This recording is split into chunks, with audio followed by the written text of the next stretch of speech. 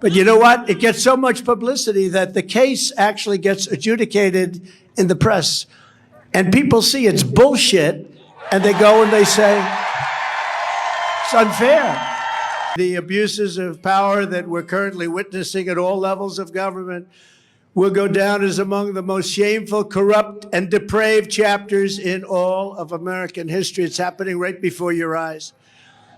But we're going to end up winning. The Biden regime's weaponization of law enforcement against their political opponent is something straight out of the Stalinist Russian horror show. And you know, we go Stalinist Russia, that's what it was. This was where it seems to have begun from the standpoint of us watching it in semi-modern day history. You go back to communist China or look at a third world banana republic. That's what we've become. Between our borders, our elections, and the weaponization of law enforcement, banana republic, that's what we have become.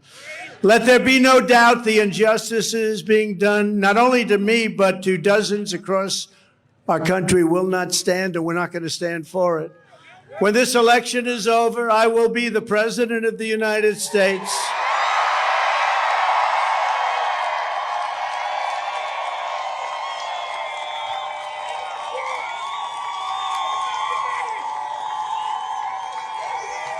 You will be vindicated and proud, and the thugs and criminals who are corrupting our justice system will be defeated, discredited, and totally disgraced. That's what's happening. That's what's happening. From the beginning, it's been one witch hunt and phony investigation after another. And you know, because of it, our country never talks about greatness anymore.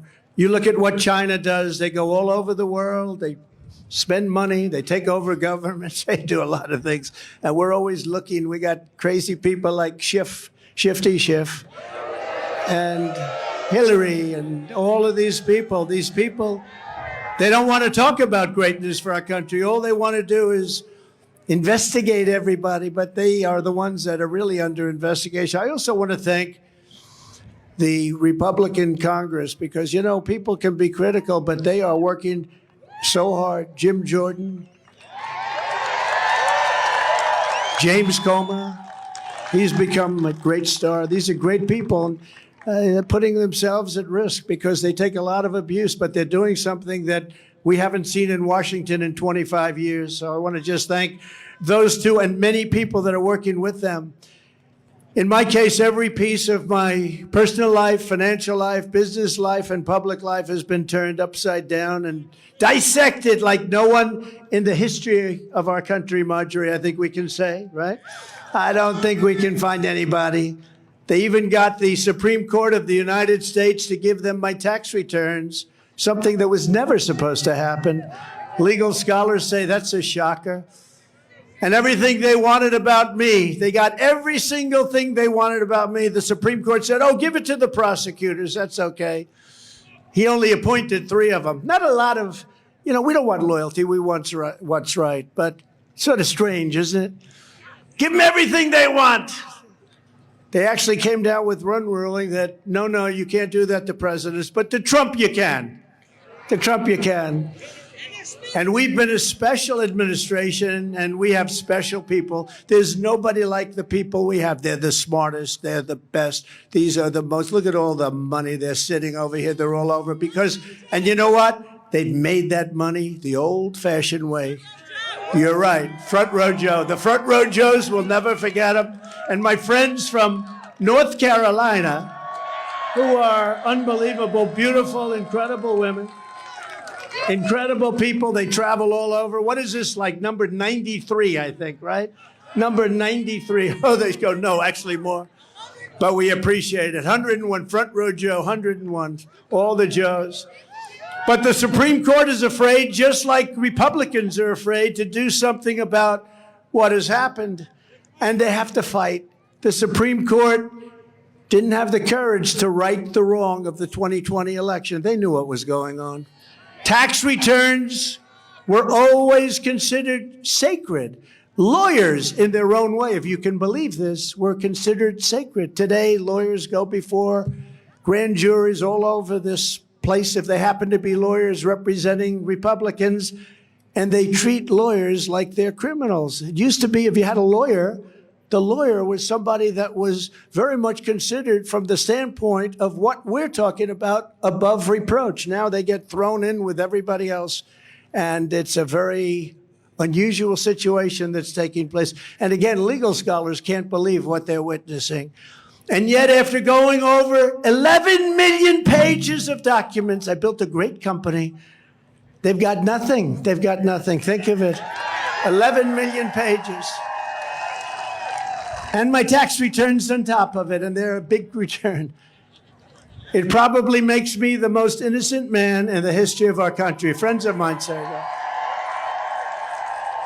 Very successful friend of mine said, you know what, President, on page 3, they got me. We got 11 million pages we gave over to various groups, including Congress.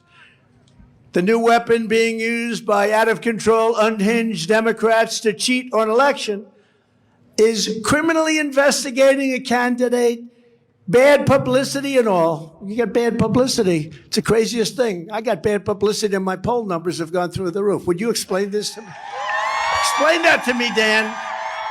Mr. Congressman, you got to explain it to me because nobody else has ever heard of it. But you know what? It gets so much publicity that the case actually gets adjudicated in the press.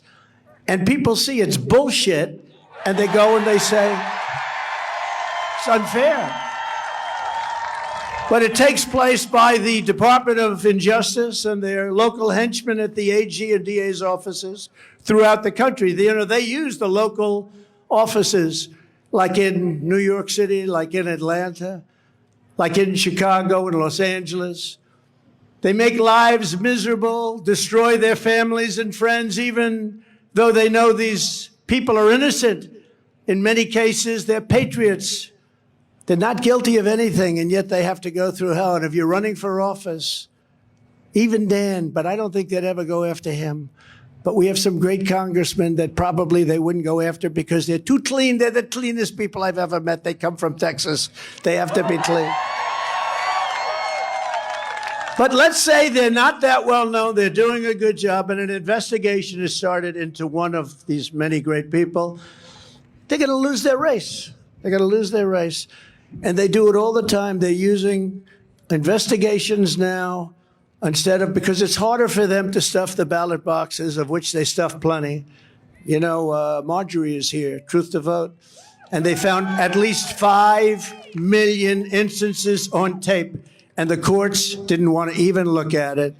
The District Attorney of New York, under the auspices and direction of the Department of Injustice in Washington, D.C., was investigating me for something that is not a crime, not a misdemeanor, not an affair.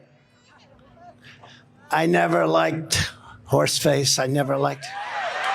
It's just not. It's a terrible thing. That wouldn't be the one. There is no one. We have a great First Lady.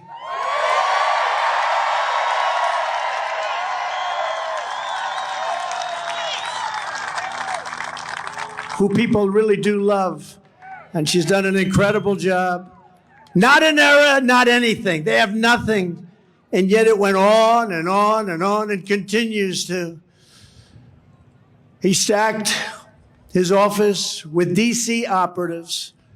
A man named Matthew Colangelo, one of the top people in the Department of Justice, was moved into the Manhattan DA's office to make sure that Trump got taken care of. They couldn't get it done in Washington, so they said, let's use local offices. So they have Colangelo, the top, just about the top, one of the top people under the Attorney General Garland, and they sent him into New York to be in the Manhattan office. Can you imagine that? In order to prosecute and do everything he could to get rid of Trump, because, you know, our poll numbers are through the roof. I guess you've seen that. They don't like it. They don't like it.